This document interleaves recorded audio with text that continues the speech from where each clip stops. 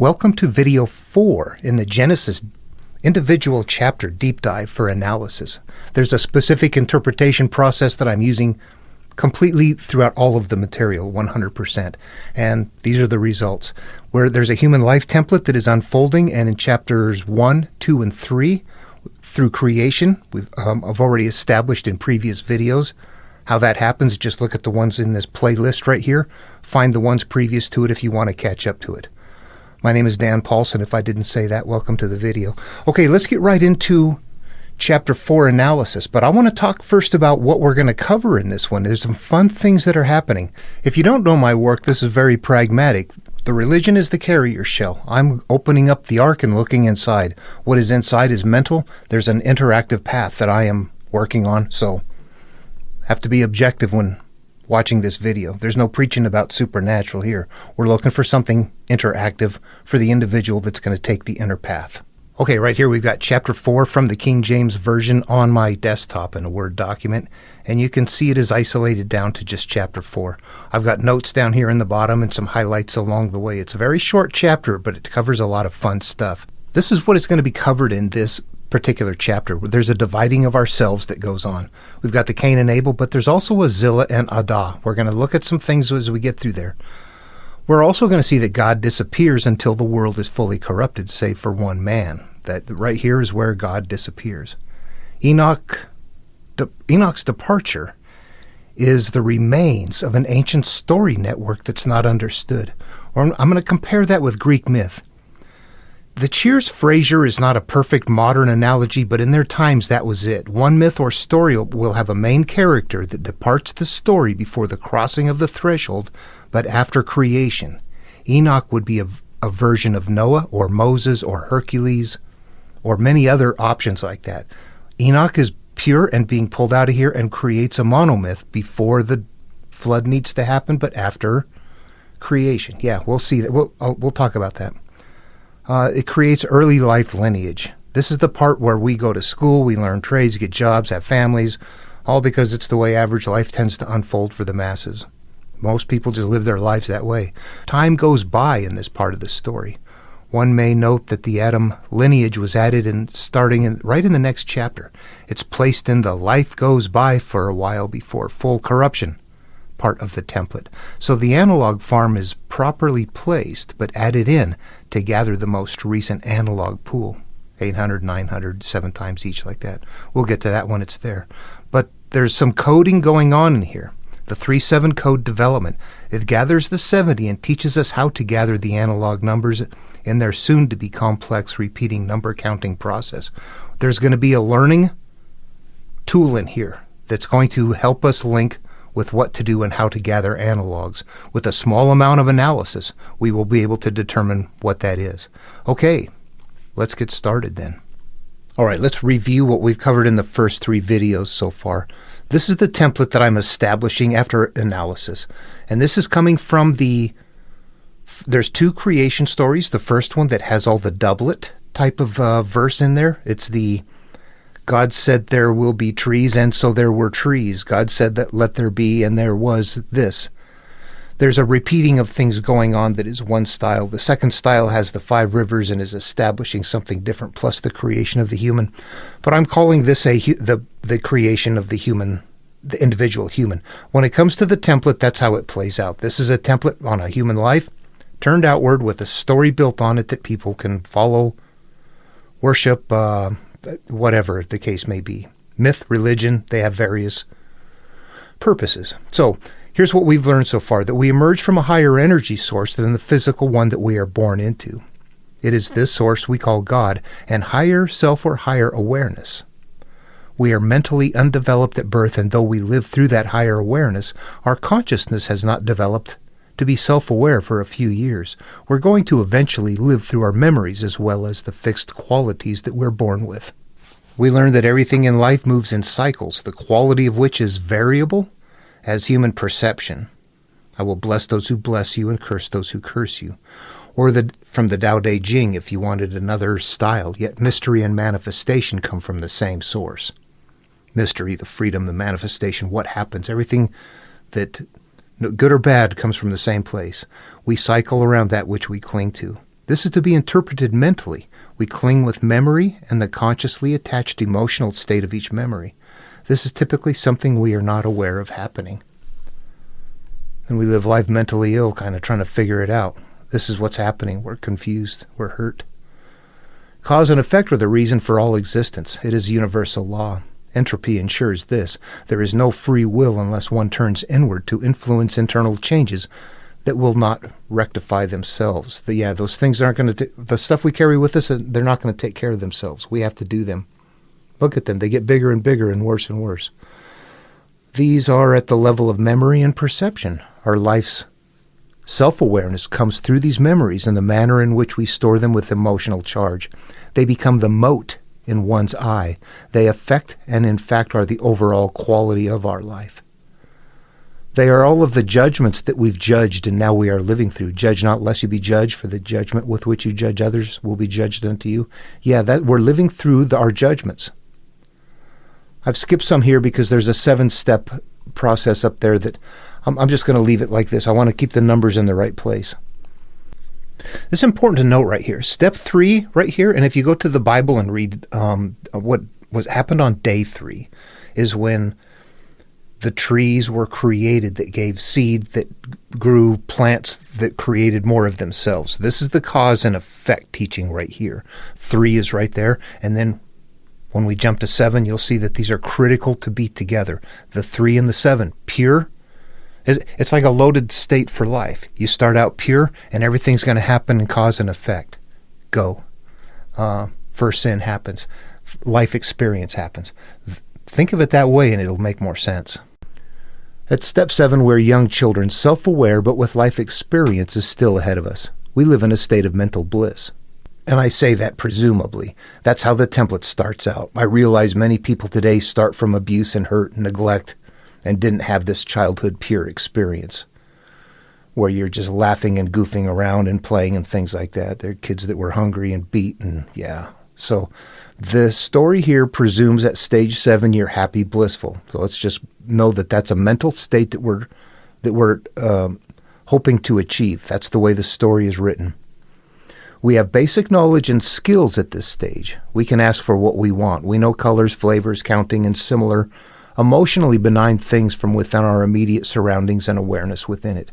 Imagine a child playing happily without a single care in the world. This is that stage in life, 7 right here. That's naked, unashamed in the Garden of Eden. All that parallel right there before life's first experiences.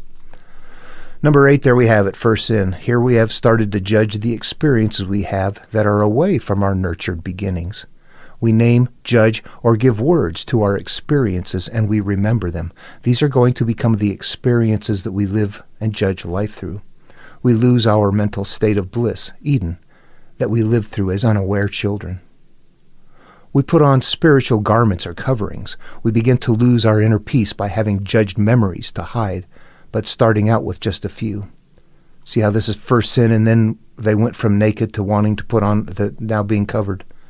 God covered them in loincloths. They covered themselves first, and then God further covered them. No, they hid themselves, and God covered them. So that kind of, if you think about that, it's like I have had something happen now that I'm hiding this. I don't feel okay about it. That raw honesty begins to disappear. Okay, we get into first sin. It tells us we're going to live with regrets and with things to hide that bothers us, as well as our continued life. Cyclical pain is going to happen. That cyclical pain there is held in the mental hierarchy that you will continue to have pain during childbirth, that whatever continues to act out of you based on the decisions you've made in life is going to, here it goes, the cycle begins. The memories are subservient in a mental hierarchy to the conscious thinking and emotional management. What that means is that that's where the woman will be subservient to the man. The inner self is a product of the conscious thinking and emotional management, but we don't know it. I mean, if you're raised and you're getting beat and told you're stupid, you're gonna be hurt. That inner part of you is being created based on the conscious thinking and the emotional management of it. Left unresolved, it's there as a memory that has to be managed or it's going to affect you. And we live in a very damaging time where people are told, tough it out, keep it inside, to bottle it up, all that kind of stuff. Everybody is what? Ticking time bombs, telling you to tough it out. Man, the tough resolves it. It's hard to face. It's fearful. The fearful don't face it. We will live unaware of being detached. Yeah, we're not going to be detached from life. We're going to judge life, and we will learn from and suffer the consequences of physical life experiences. We're going to see physical happen, and we're going to judge it. We're not going to see that it's coming from someplace. We're going to see it happening, and we're going to judge it, and we're going to become parts of it. We're going to be in the flow, not detached from the flow. We have to start life that way. The inner self will hold all of our experiences. That's the mother to all. Happiness is left behind as the life of the unaware begins. And what that means, the unaware there, what I mean is that we're unaware that we're doing that. We're just living life. Oh, that happened. That sucks. Look at what those people did. They're like this. Oh, they must be that way. I heard they're this way. We learn all of that stuff, and that's how we live life. Until you go, wait a minute. I've been told this, to think this, but I don't know why. I look and go, I was told wrong. I don't think that way. All right, so the called person is going to change those judgments. And there's a specific reason and something that happens if you change those judgments. It's because of the understanding that what you're observing is the final effect of something. Mystery and imagination come from the same source. You begin to realize cause and effect. I'm no longer caught up in what is happening, because what is happening is the final manifestation of things that are in motion previous to it. You're seeing the effect, and you are responding to it, which means you're building to it. Once you realize that, you step back and go, crap, I'm not going to keep adding to that over there. I see that there's something behind it. This person got this, got that, that there's just a flow, and I can choose whether to be in it or not.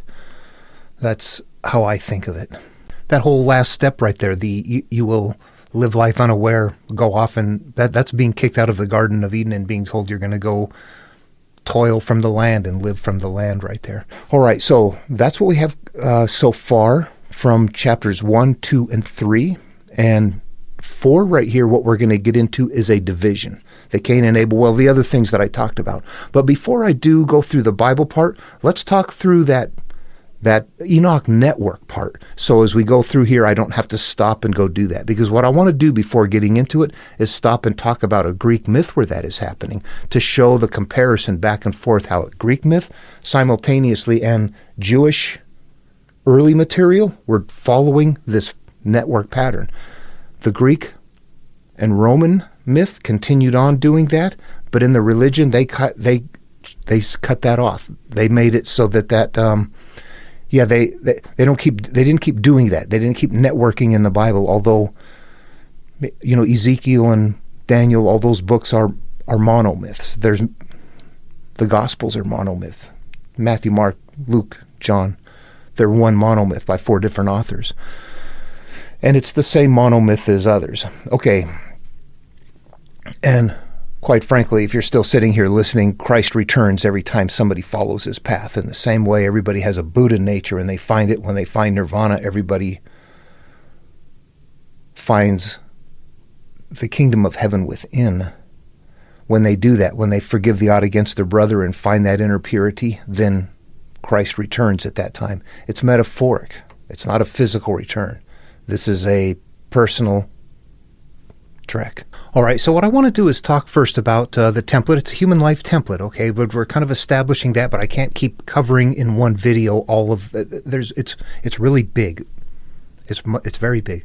But we have a lot of modern biases. What we need to do is understand the magnitude of these stories to them at their time. Look at the way we live life now and imagine that it's not like this at all. We're very community. If you go someplace, you're walking. If you're not walking, you're sitting on a cart that an animal is drawing, or maybe a person. But most likely you're going to be walking. We don't have there's no planes, there's no electricity, there's no cars, no gas, you don't go home and turn on the lights. You have to go home and grind meal to make bread. Life is a lot different, but life is there's many people. We're managing animals and crops, agriculture, And now it's getting easier to have food and more people, and societies grow, and suddenly we've got this big influx. So what are we doing with people? Imagine yourself, sit around and look at life around you and imagine everything that's there is gone and people are just sitting around wearing robes and wearing sandals for their lifetimes. What the hell are we doing? Okay, so what happens is this template becomes the core network for creating stories. Somebody in the background knows this is going on. So the story's happening. And what's happening, if you went to a Greek myth, you can go Google this and find it. It's the old movies. I can't reference any of them because they're all copyright. I can't put copies or anything. But just look up like Jason and the Argonauts or the Argonautica. There's a couple of versions, old black and white ones. If you watch those, you will actually see the patterns of the monomyth in there. Okay, what you're going to see if you go look at the movies is one thing, but first of all, let me pull this up right here. Here's something about Hercules. What I'm going to say is that, like I said in the introduction there's a point where somebody is coming along that is a hero that leaves the adventure, and they leave before the crossing of the threshold. What I want to talk about first of all is what is the crossing of the threshold. It's a very specific part on the template. There's actually 2 thresholds to cross, and we would see it in the Argonautica, or the Jason and the Argonauts story. If you go watch the movie, you will see Jason crosses a river, loses a sandal, and meets up with Pelias. Pelias is the one that holds the land. Pelias represents the early self. You've turned in and faced yourself. And that's what is represented by the idea of crossing the river and meeting up with Pelias. You've now turned inward and said, all right, you early self, guess what? You've been in charge. I'm taking back over. But there's another threshold that has to be crossed, and this is a significant threshold. This threshold, think about this. You can all turn into your mind and your memories, and you can remember things, and you can be all over inside your own head. There's a place, however, that's got bigger boundaries. It's a place where we don't want to go. We know it's there, but nobody else knows it's there. Or if they do, it's not well known. It's a place. It's the deep, dark place. It holds all the bad nasties. It holds all the things that we don't want to talk about, that make us mad, that make us hurt. Yet at the same time, stuff is always coming out of it, hurting our life anyway. That's why we're going after this stuff. But the point here is that there's 2 thresholds to cross, and there's a significant threshold, and that is where Hercules is not going to go along. Let me just go read this. Here very quickly is how this goes. It's a Greek myth. The Argonauts are a band of heroes who sailed with Jason in his quest for the Golden Fleece. All right, now every monomyth has to have a goal established up front. Golden Fleece. If you were to read Jesus material, you're going to find all kinds of things. Kingdom of heaven within. 7, child, 7 days old. Be like a child. This is all that early before judgment type stuff. Okay, so the Golden Fleece is their version of this is the beginning of your time. And the Golden Fleece is on the far side of the earth. They're going to have to sail to the far side of the earth. That's the far side of your life experience. The journey took them through numerous adventures and required the help of many different gods. Among the Argonauts were the sons of kings and of gods. According to some sources, one of the Argonauts was a woman, the huntress Atalanta. Let's see. Okay. I'm just going to read this very quickly here. Jason was the son of Aeson, the rightful king of Iolcus. When Aeson was overthrown by his brother Pelias, he sent Jason to be raised by the wise centaur Chiron.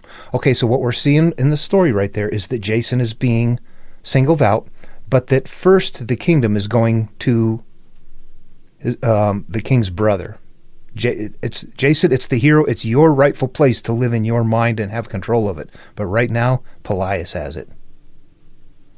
He was raised by the wise centaur Chiron. So here we are getting our supernatural aid. We've been separated out and given supernatural aid. Later, Jason returned to Iolcus to claim his throne. So it's time to go on the adventure now. Pelias agreed to give it to him if he first found and brought back the Golden Fleece from Colchis, which Pelias knew to be an almost impossible task. So you've got to get back to the beginning of your life in order to get your land back, to your kingdom. Boy, look at it this way, that along the way of life, that our space where we live in our mind has picked up things that are in the way. And in order for us to be happy, we have to take an adventure turn inward, cross thresholds, go defeat the things that are in the way to get back to the beginning. We're going through and resolving the ought against our brother. It's a forgiveness path held in a way that's an adventurous, big story. But if you turn it inward, this is how it works. That template right there is, you take that template and say, here's how life comes about. Create an adventure. Create a religion. Put it in whatever verbiage you want to. Make it comical. Make it serious. Make it dramatic. However you want to do it. Just put it into analogous verbiage that is replicating that template in that sequence. If you can see the template, if you see enough stuff, that's what we're seeing. The 50 Argonauts, we're always going to be gathering up qualities along the way. They represent something in the same way that Jesus' 12 disciples before he goes, or Arthur's hand-selected knights before he goes. In fact, what do we have there? Jesus is called as the only Son of God, has supernatural powers, travels with hand-selected disciples and seeks the kingdom of heaven within, or instructs us to. Arthur is selected as the only one who could extract Excalibur, travels with Merlin for supernatural, travels with hand-selected knights and seeks the Holy Grail. Those are patterns that I don't think everybody can see them, but there's patterns there. Does this sound like one? Moses crosses the Red Sea and then spends 40 years in the desert. Jesus is baptized and then spends 40 days in the wilderness. What is the same about those? Not what's different, what's the same. And they're going to be concepts. Find what is identical about those and you understand what they're doing. The golden fleece was the hide of a golden ram sent by the gods to save Phrixus and Helle, two royal children of the land of Iolcus, whose lives were threatened by their stepmother. As the ram carried them to safety, Helle fell into the sea and drowned. The area where she fell, the Dardanelles in present-day Turkey, became known as Hellespont. Phrixus reached Colchis safely. Whew. Glottal stop on these are hard. There he sacrificed the ram to the golden Hera, his protector. The fleece was hung on a tree in a sacred grove and guarded by a serpent that never slept. I'm going to stop right there and say that the Bible story has a serpent. That's not what is guarding, though. The way to Eden is protected, though, isn't it? There's a cherubim and a sword there that are protecting the way back into it. So you see that element, the golden fleece, Eden, protected, you can't get back to it, it's hard to get to. Those elements are, again, they're difficult to see until you can understand the conceptual nature of what they are and how they translate into the psyche. It's really a process, it's a learned process that has to happen within the mind of the person. Nobody can show, you can point the stuff out, you can look at it, but the person, you can see that it has to be a very personally done thing, but in their time, that's what they were doing. We're not doing that. This was their life. We just kind of have it. Yeah, we don't know it like them. They also had these stories memorized. All right, Gospel of Thomas. The disciples ask him, how do we get to the kingdom? We ask a man, or a man will ask a child 7 days old about the kingdom, and he shall live, or something. The seventh sequence is there. People might look at those from the outside and say, that's good material, that's bad material, that's right, that's wrong. When you look at and you find out that there's a template in there and you see the sequence conceptually, you look at them and go, you know what, they're all pointing the same way. The carrier shell is different and has a different impact. When you turn them inward, that goes away. All right, the call for heroes. Jason orders a ship to Argo to be built. This is you're getting ready to start on the adventure. Does that sound familiar? Noah had to build a ship to go. So Jason ordered a ship, the Argo, to be built and sent messengers throughout the Greece asking for people to join him. He gathered up 50 heroes. After assembling a group, the Argonauts' first adventure was on the island of Lemnos, which was populated only by women. As a result of a dispute between husbands and wives, the women had killed all the men. The women received the Argonauts with great hospitality, and the heroes began to forget their quest. One of the Argonauts stood firm, however. This was Heracles, a hero known for his strength. Hercules persuaded the other Argonauts to return to the ship. In another adventure, Hercules defended the ship against 6 armed giants who attacked while the others were on land. I'm going to stop and say that there were a couple of different versions of this story that made it from antiquity. So there's not just one single version. So in this one, while cutting wood for a new oar, his squire was kidnapped by a water nymph. Hercules went in search of the boy and eventually was left behind by the Argonauts. There you go. Hercules was on the boat, and he got left behind right there. The heroes stopped at the land of the Babrices. The king Amycus challenged them as he did all visitors to a fight to the death. Pollux, the son of Zeus, took up the challenge and killed Amycus. The Argonauts then stopped to see Phineus, the blind king of Thynia. This is where the cyclical pain is going to come in. We're going to see that Phineus is the seer whose food is being defiled daily. He cannot eat. Every day his food is getting defiled. And they help him out resolving that. Phineus was a prophet, and the travelers needed advice on how to proceed. Phineus agreed to help them if they would rid him of the harpies, fierce, part woman, part bird creatures who stole and spoiled his food. Jason ordered a feast to be prepared. When the harpies arrived to ruin the feast, 2 of the Argonauts, Callias and Zetes, winged sons of Boreas, the north wind, pursued them. Eventually, Zeus sent a message that the harpies would be spared, but that they should leave Phineus in peace. Okay, that's going to be a component part right there. The harpies were the bad things hurting you. They are not destroyed. They cannot be destroyed. We're going to find that as a common component in the stories, too, where people are being trapped by a net, held underground, somehow put away. That's what we're seeing right here. The harpies represent the memories. They will never be gone, but they need to be rendered inert through a healing process. I'm not going to find a place to pull this up. I've grabbed the book of Enoch real quick since we're talking about that right here. This is actually chapter 10, verse 12. This is a part of the story where the defeat is already happened and the instructions are being given on what to do with the bad guys, the evil that has happened. We get to verse 12, and here's what it says. When their sons have slain one another, and they have seen the destruction of their beloved ones, bind them fast for 70 generations under the hills of the earth, until the day of the consummation of their judgment, and until the eternal judgment is accomplished. You see, they're not wiped away, they're bound, they're put away. There's always, you're going to find that element where there's something in there that is like, you're going to hold it away. In the Babylonian creation myth, you're going to find whoever it is trapped in a net. So you're going to find that element in there. And that's always going to represent that the memory, once you've managed the memory, it is still going to be there, but it is no longer hurting you. Yeah, I got molested, and it used to just, God, oh my God, I hate it. It was just, now I've resolved it. I've got it taken care of, and it no longer hurts me. The memory is still there, but it's no longer effective. That's what that represents. Let's see.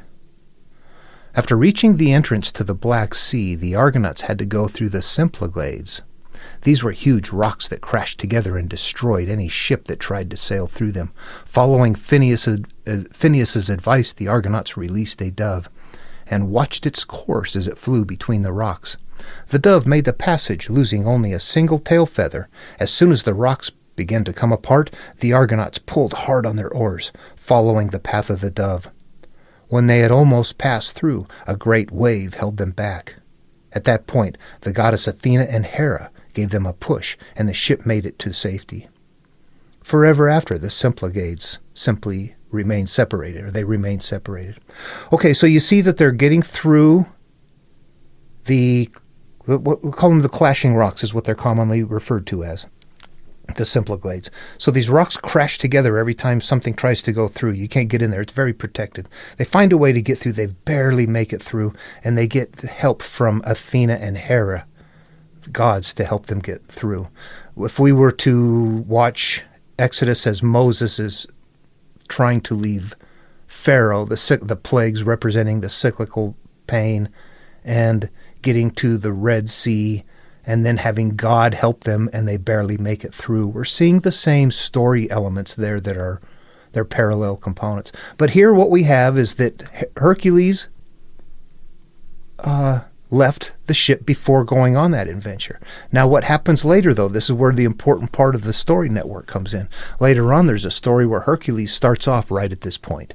So people going and watching can watch these stories and go, oh, it'd be like watching TV or something, and something happened and you're waiting a month or whatever.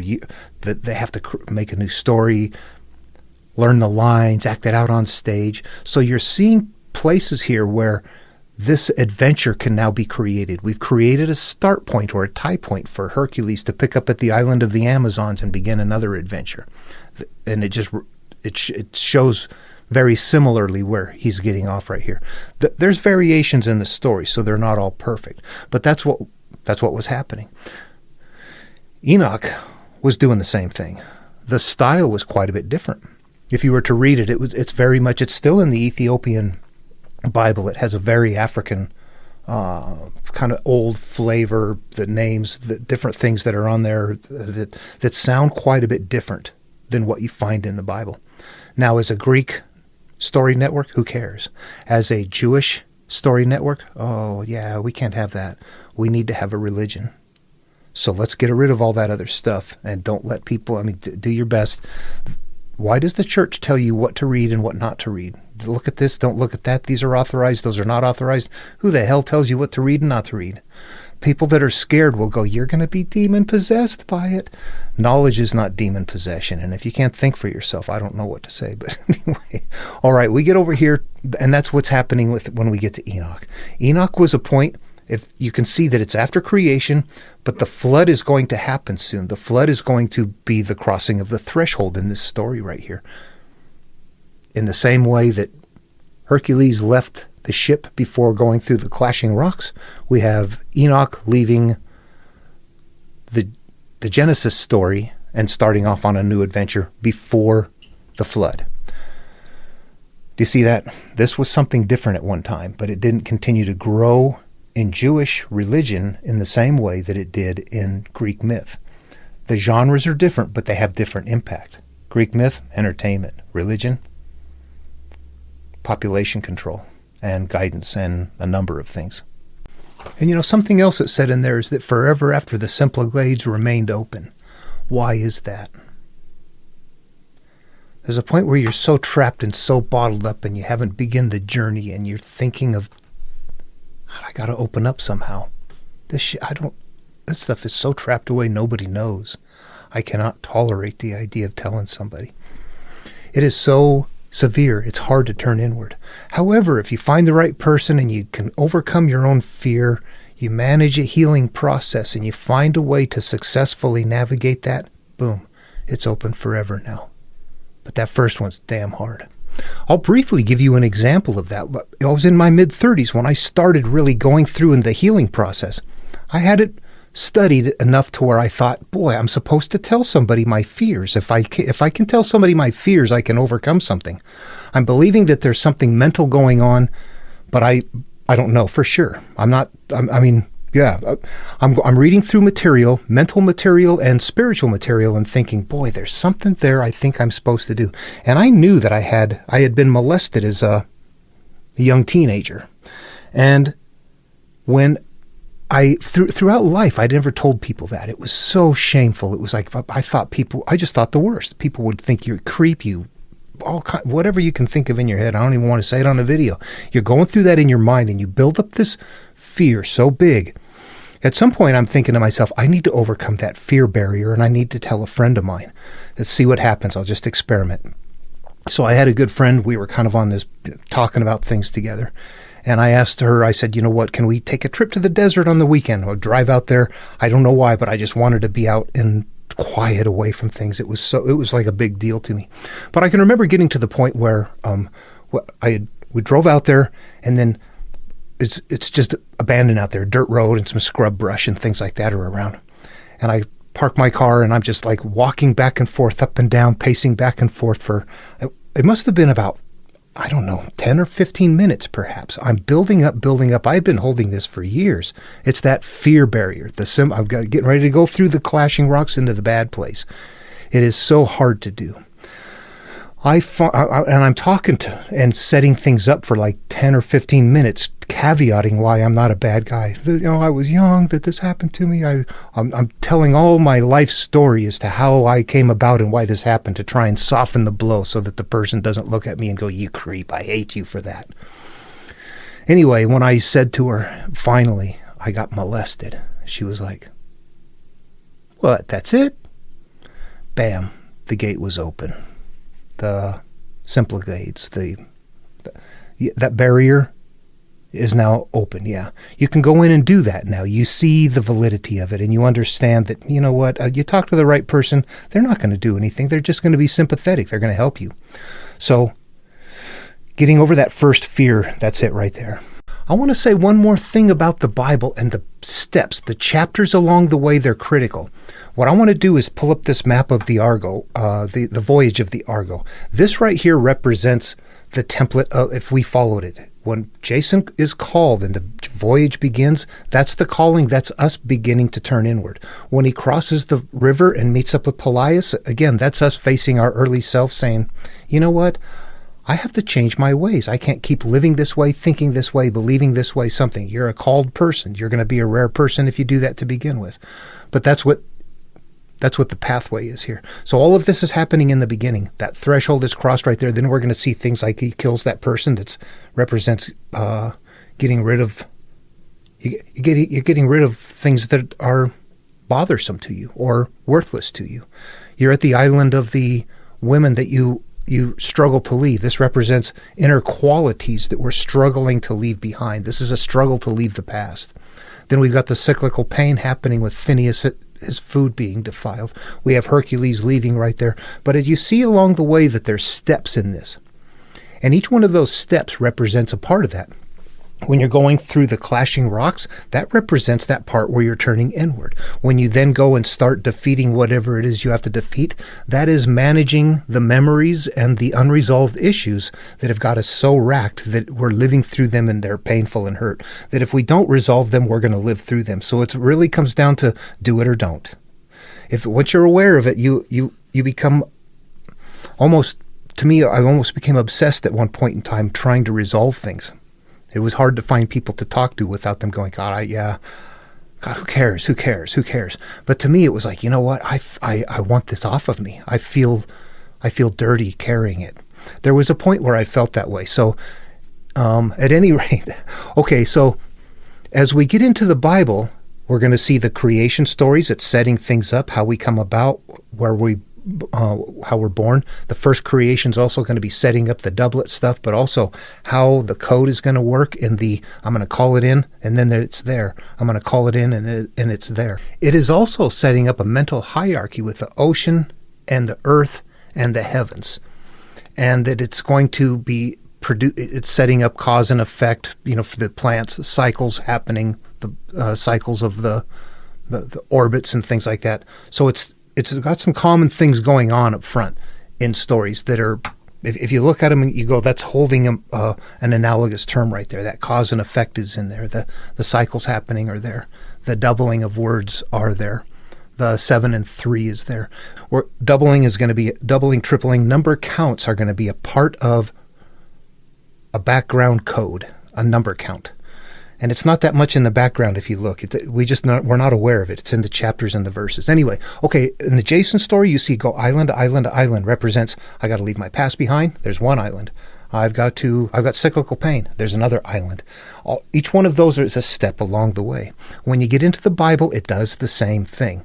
It's setting a lot of things up. It's been modified. Once we get through the flood story, it got added to. Once we get to where it's time to leave the past behind, the Babel story, and we step into chapter 12, the Abram and Sarai, that's where the most significant monomyth begins right there.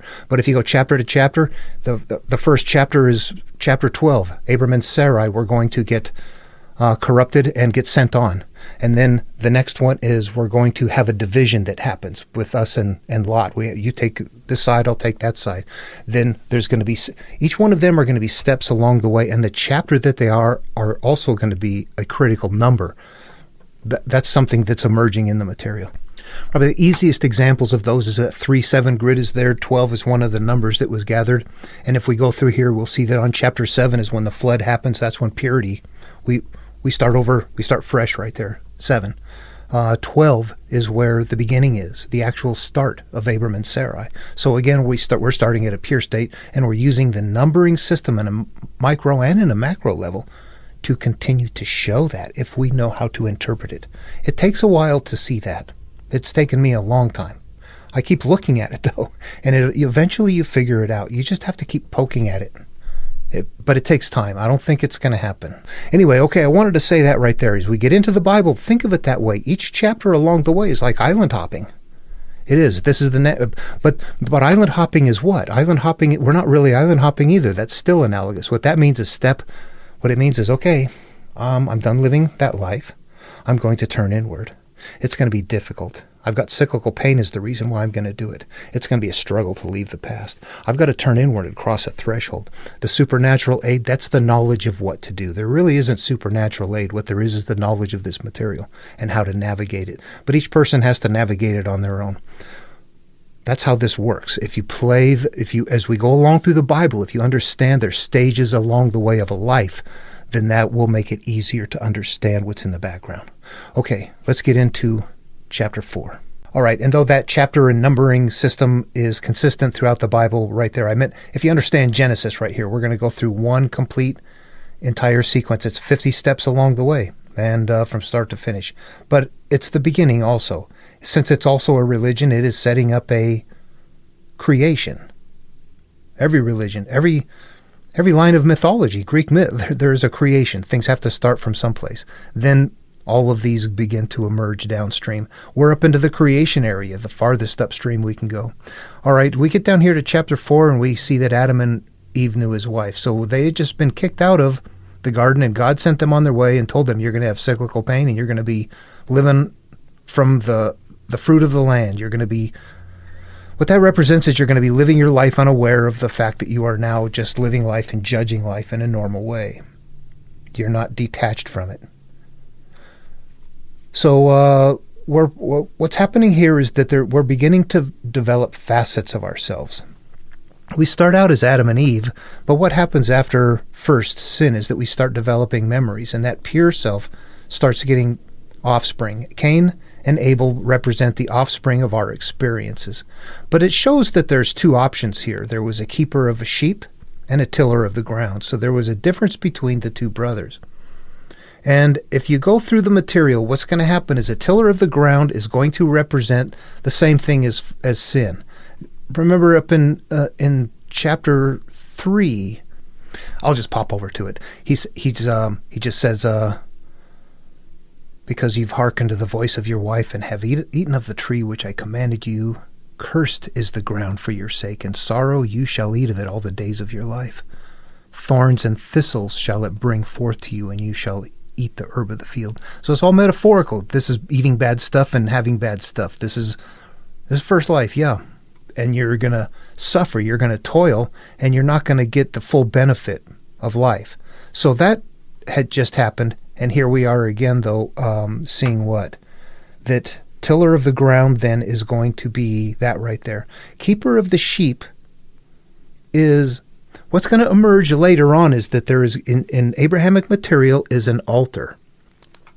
An altar is an analogous term which represents this place where we are healing. When we are sitting down with a memory and we are interfacing with, when we're using our consciousness and purposefully focusing our attention on living through our higher awareness, that right there is an altar.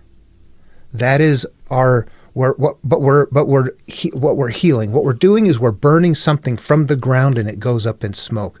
That would represent analogously that we're, I'm talking to my friends saying, here, I got molested, this happened, that happened. What I'm doing is but you can do that within your own mind. In this case, you don't have to do it with somebody. In this case, you're doing it in your own mind. I could have probably accomplished that and worked on that in my own mind and become very comfortable with it and not had such a difficult time telling my friend about that. What this literally is a mental process where you are, I've talked about it before, getting to the higher awareness, that part of you that can sit outside of things, that is this self that's like, I'm not the memories, I am this out here. what I'm going to do from out here, I'm going to engage this and not just engage the memory. When I told my friend, I didn't know that. I had to overcome the fear that I had built up. Now, if I had known that before doing that, I could have engaged my higher awareness and looked at that and looked at myself, and I could have set myself to a lot of ease and taken down significant amounts of my own fear by being able to step outside of myself. Up to the time that I finally did that, I couldn't step outside of myself. I was just pushing through the fear. If I had known then what I know now, I could have mentally engaged. And that mental engagement part right there, that's burning something at the altar. You're taking a memory and you are engaging with it with your higher awareness, but it's in your conscious. But you're doing it in a certain way to look at it objectively, to heal from it, not to look at it and go, oh, woe is me, poor me. You have to get out of whatever it is and look at it in a different way. That's just a way to ease it. You still have to continue to rectify it if you can't talk about it, it's not okay. Just think about it that way. And that doesn't mean you need to talk about it everywhere to everybody. It can be offensive. But if we're one-on-one and it's okay and we can just talk freely about it without any problems, then we're okay. That's what you're doing here with an altar. So what's happening here is the good element is going to be Abel. Cain represents being just living off of life unaware of it. You're not aware of yourself and that you're just living life picking things up. All right, and in the process of time it came to pass that Cain brought of the fruit of the ground an offering to the Lord. And Abel also brought the firstlings of his flock and the fat thereof. And the Lord had respect unto Abel and to his offering. So what we have right here is this idea that we are beginning to have two life experiences. We've got good things going on and we got bad things going on. And here where it says Lord, that represents that higher awareness area, that something up above where judgment is made. But the judgment is really made in the conscious experience and the way we perceive it. But something is going to be created as a result, and what's going to be created is a memory and an emotion, the good or the bad. I will bless those who bless you, and I will curse those who curse you is happening right there. But what we have right here is that we're happy about the pure stuff, but not about the impure stuff. We feel good about the things that we're happy over, and we feel bad. There's a division happening here. And he didn't like what Cain was bringing. Cain was bringing what? The fruit of the ground, the life experiences, the hangovers, whatever, I don't know, anything. Think of your life. What is the fruit of the ground? Is the manifestation of your life based on the experiences you have through the decisions you make through life, the garden of life. We've got to shift out of the analogs and put ourselves into the story. Okay, what we have here then, so he was Cain an offering he had not respect, and Cain was wroth, and his countenance fell. So this is us actually feeling, we've gone from the happy kid to now I'm not so happy. And the Lord said, why is your countenance fallen? And he says, if you do well, won't you be accepted? If you don't do well, sin lieth at the door. And unto you shall be his desire, and you shall rule over him. Who's he talking about there?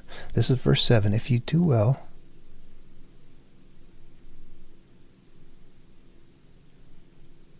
you will not be accepted. And if you do not well, sin lieth at the door.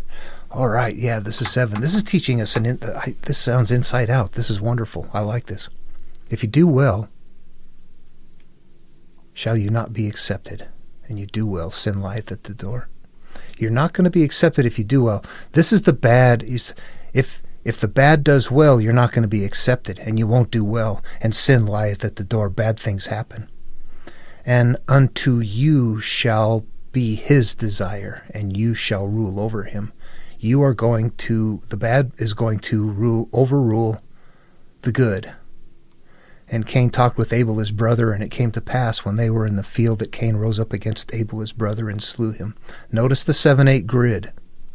It went from you shall rule him to an 8. He slew him. So this signifies that we've just said, yeah, I've gotten rid of my early childhood self, and I'm now going to go off and just live completely focused on I'm going to listen to people. I'm going to watch things. I'm going to judge life experiences and just start collecting and see what happens. And whatever I gather along the way is whatever I gather. The Lord said, where's your brother? And he said, the brother's blood crieth from the ground. Okay, this is what? This is regrets. This is we're struggling. We know better, but we don't do it anyway. We don't do what's right. We know what's right, but we do what's wrong. That's the blood crying from the ground. And now you are cursed from the earth, which has opened her mouth to receive your brother's blood from his hand. That's 11. That's just for me to think about. When you till the ground, it shall not henceforth yield to her its strength. A fugitive and a vagabond shall you be in the earth. So you're just going to live really bouncing off the walls, picking up what there is, and you're not going to get the full benefit. He just told that to Adam up there too. And Cain, in chapter 3, and Cain said to the Lord, my punishment is greater than I can bear. Behold, you have driven me out this day from the face of the earth, and from your face shall I be hid. So right here he's saying, I am not going to see you. The face of God I am not going to see. We've got a separation going on between the conscious and the higher awareness. And I shall be a fugitive and a vagabond on the earth. I'm going to go live first life, not knowing that I'm judging and becoming a product of those judgments and experiences. That I have to collect those first before I can go on another path. But this is the point in creation where that is happening in our life. We are now going off to live. And everyone that find me shall slay me.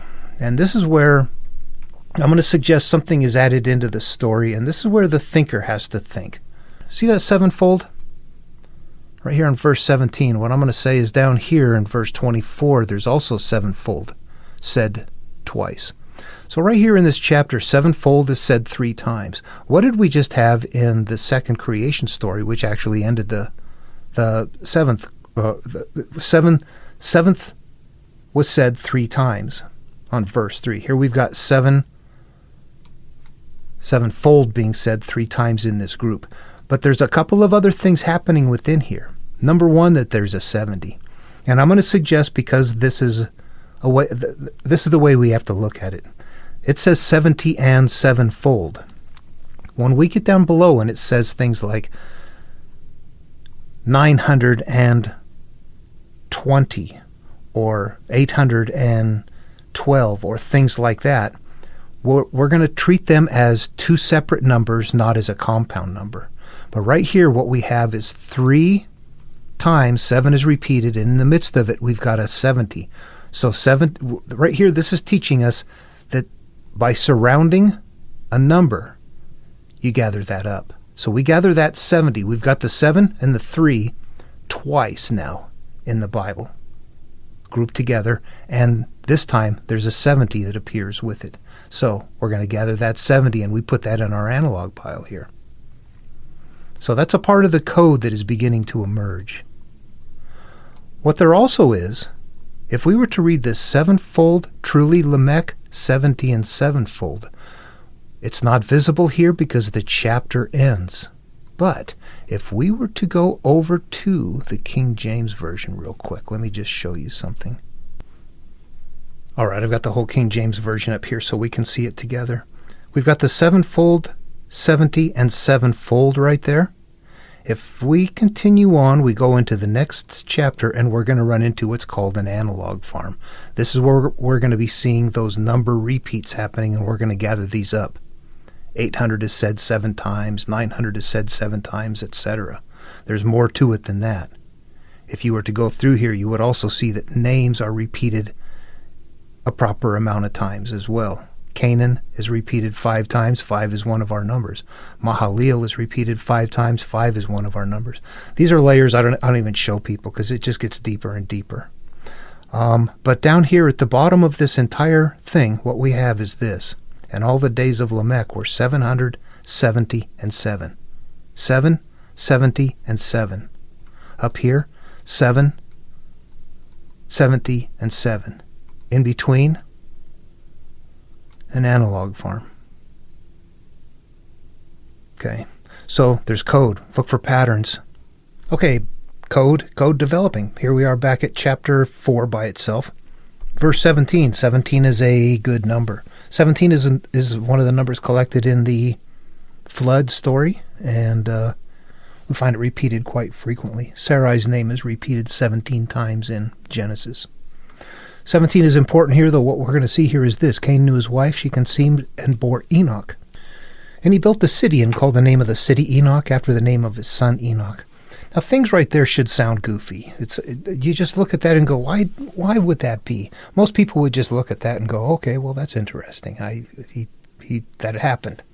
I look at it and go, what does that mean? And you know what? It does mean something, that you are building a city, but that's your life experience. And the Enoch, your son Enoch, is your offspring. You're a next iteration of you. But right here, back to the entire book of Genesis, I'm going to check for Enoch here. And Enoch, of course, is said exactly 10 times. So Enoch is a pure state. Enoch represents purity, and we know that.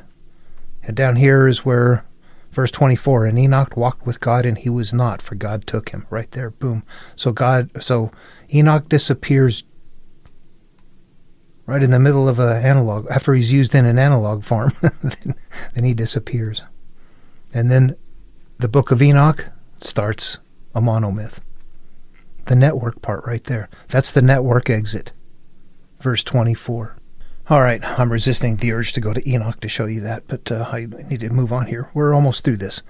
Okay, so Enoch, that entire process is right there. And then we start into, what we're starting into is a lineage, and time goes by. I'm going to just read through this to the end, this handful of verses.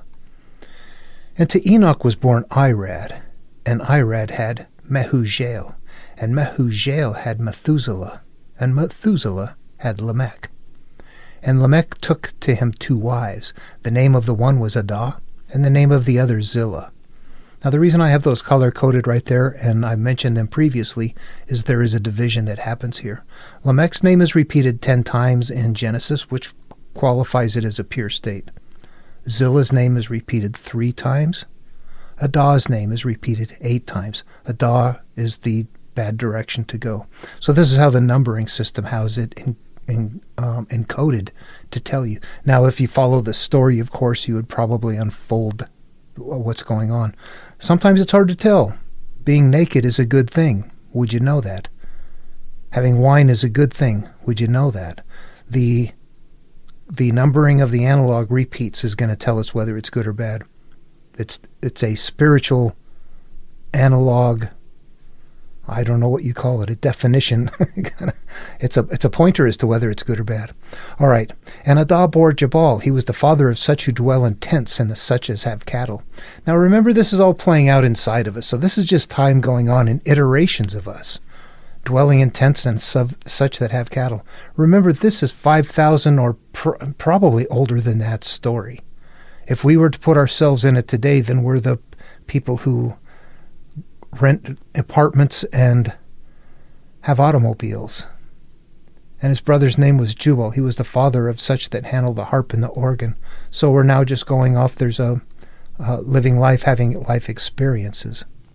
And Zillah, she also bore Tubal-Cain, an instructor of every artificer in brass and iron, and the sister of Tubal-Cain was Naamah.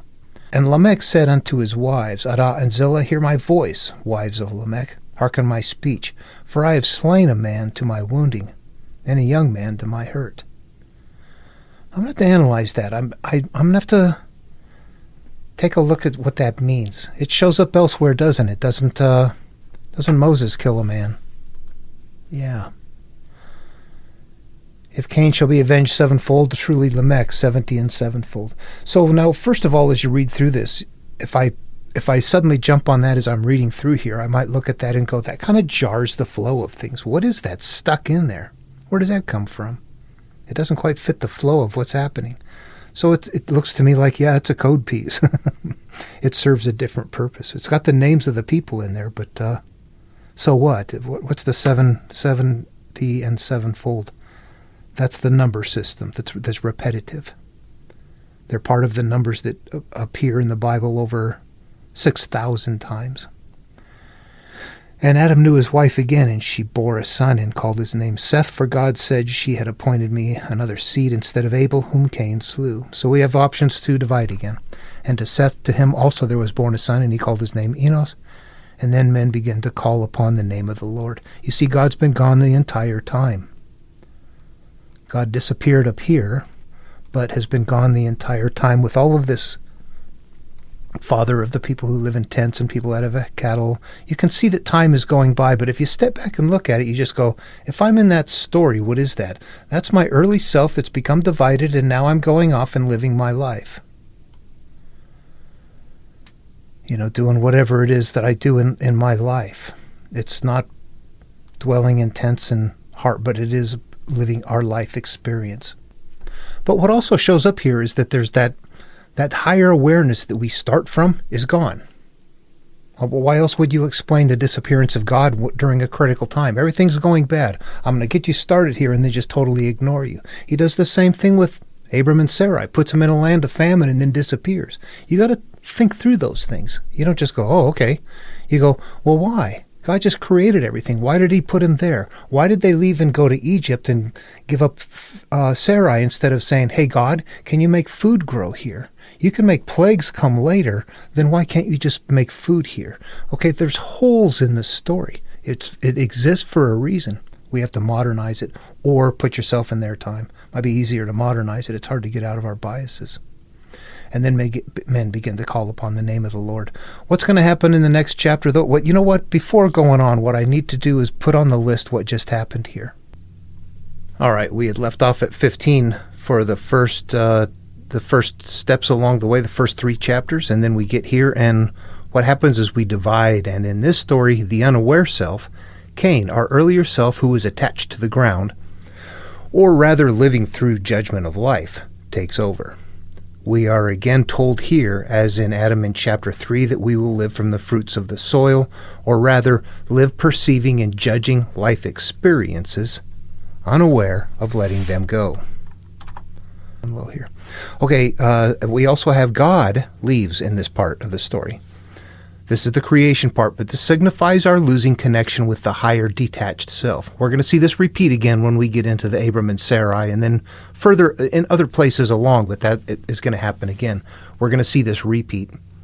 In Babylonian creation, Apsu was the creator and was trapped away until the hero sets him free. Here we have God return when the hero is called. That's going to be Noah coming up. God will return then. We see God disappear and then return. God is the higher awareness. Higher awareness. There we go. All right, Enoch, the ancient story network tie point, is here in the Bible. Elijah is another tie point. He was also taken by God, and the story is monomyth style. Jude 1:14-15 in the New Testament still refers back to Enoch. The Romans writing Bible books were still telling us to go read Enoch and learn the truth. They're doing that secretly. They're not doing it out in public. This is for you to figure out. Are you the person? There's all kinds of things pointing. We just have to go look. They tell you don't look, and then they point all over. This is so the people who will look will go look. The people that won't look will carry the hell out of this. The Romans writing Bible books were still telling us to go read Enoch and learn the truth. Why is this? This and the numbering system show it is a man-made, and we are supposed to seek this out. Few will. What is also happening in this chapter is a life stage. Life goes by. The lineage developed by having offspring or getting jobs, tents, brass making, music playing, etc. These represent the things we do daily while not being aware that we're filling our brains with unresolved life experiences. If we were to read Enoch, it goes further in saying, doing yourself up with makeup and all kinds of things like that, living a life of things that are not important. Really, that's what we're doing here. Although not all of it is unimportant. Some of it's important, some of it is not. You have to live life, but then, what's your free time spent doing? Anyway, all right. So that's a part of the template. If we go to see, if we go to compare this template with Greek myth, we're going to see some things in here like cyclical pain. We'll see that. Happiness is left behind as the life of the unaware begins. We're going to see that. God disappearing, we're not going to see that happen. And other places. Or, well, yeah, we're going to see God turn a blind eye to things in other places and then come back and appear from come and go. That's the same thing that's happening here. God comes and goes.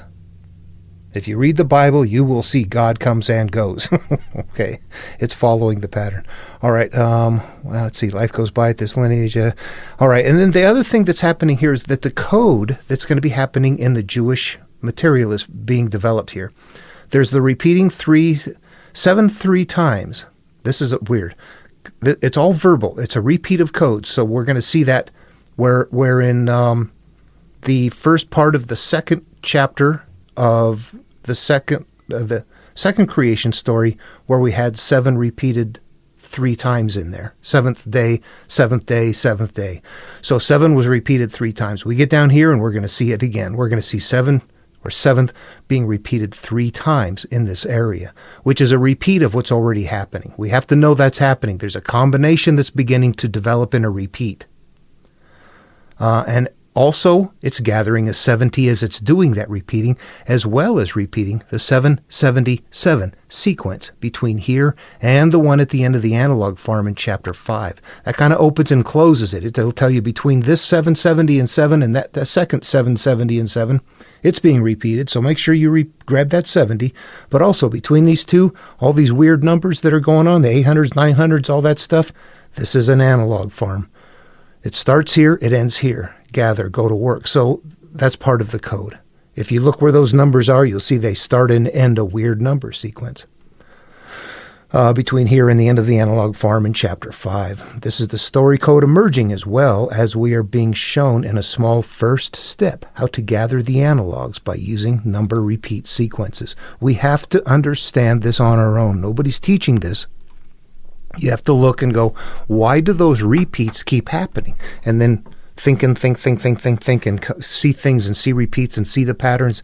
And if you dig deep enough, you finally unlock it. That's what's happening here. Okay, I should end this video then. It got long, didn't it? It is very big, but it's necessary. Like a lot of it was talking about the Greek myth, isn't it? But it's important to understand how something else is working that in a very comfortable, oh yeah, that makes perfect sense. So they go watch they go watch a video. They go watch a play, and then there's something that happens there. A hero disappears at some point, and they know, oh, the next play, there's another play out there where that happens. Well, let's go watch that one. There's another episode. There's these network things going on.